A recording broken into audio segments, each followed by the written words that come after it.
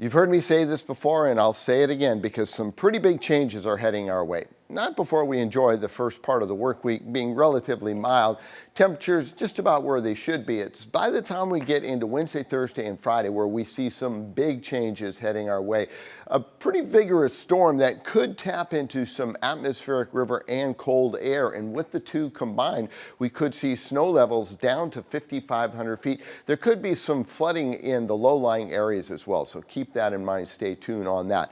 Overnight lows for tomorrow, looking pretty nice. I mean, we're talking upper 40s to low 50s. In the mountains, of course, you'll be below freezing, but no precipitation to mix in with that, so it'll just be a cold start to the day. And then we rebound. Look at these daytime temperatures. So, as I said, some pretty nice temperatures across the region. We're talking mid to upper 70s, low 80s. Even into the mountains, you'll be into the upper 60s. So that's looking pretty good. All bets are off, though, as we make our way towards Wednesday, Thursday, and Friday. Monday, we'll have a few clouds. The sun will pop in and out. Temperatures will be very mild, as I showed you.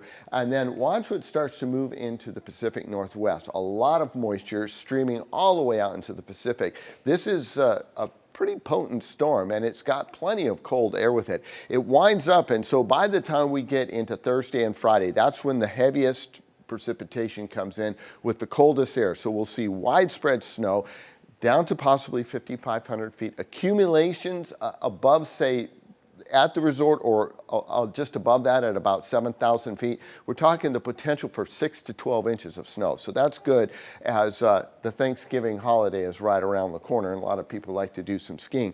Another punch of moisture comes in by the time we get towards the end of the weekend. So we're keeping an eye on all of this. As you look at the mountains, there's your rain and snow. Snow levels, as I said, dropping down to 5,500 feet. For the foothills, we'll see plenty of rain on Thursday and Friday, a chance of some showers late in the day on Wednesday. And certainly out along the coastline, we could see showery conditions all the way through into, say, Saturday, even Sunday. Temperatures tomorrow, though, very nice in the foothills out to the coastline.